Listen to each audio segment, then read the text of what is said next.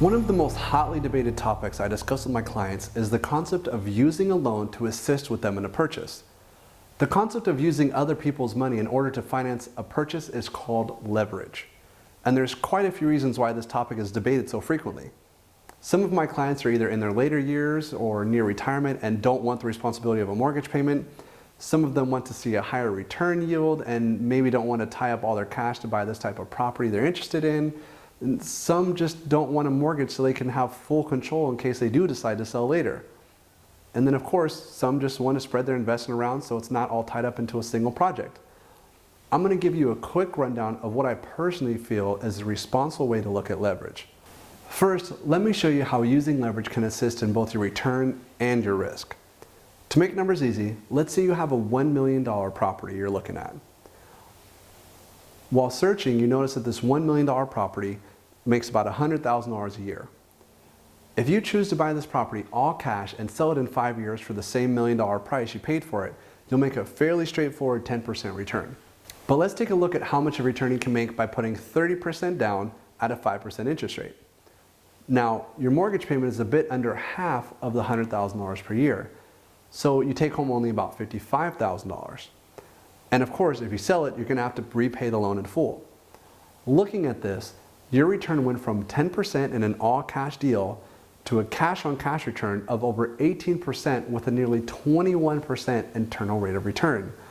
So how did it double? Well, you have to keep in mind, you were making 10% and you're borrowing someone else's money at 5%.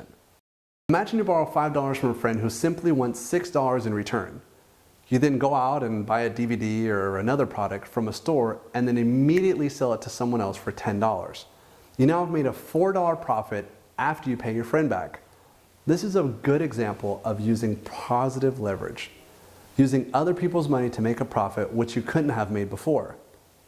In our $1 million example, this also opens up a few doors. Remember, you only spent $300,000 to buy this $1 million property, meaning you still have $700,000 left over.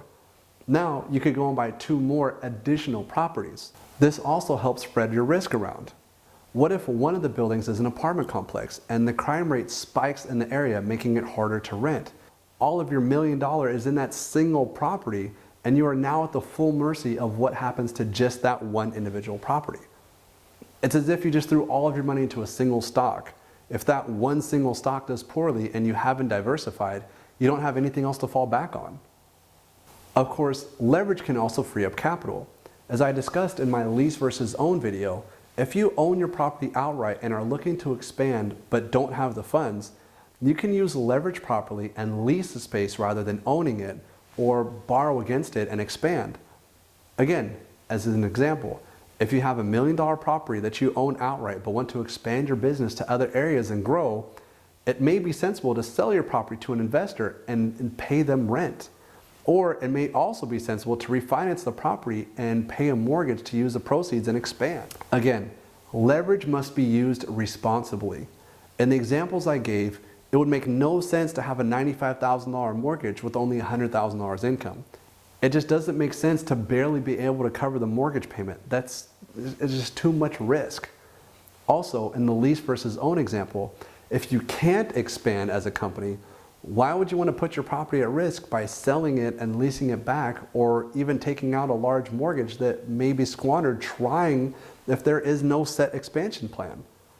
Leverage must be used properly, and there is no exact formula for how much can be used and what is considered risky. It's going to take and depend on you as an investor, and it's going to depend on the local market and property conditions. However, if used properly, it's a great investment tool that can both spread your risk and increase your return. Now that's good to know.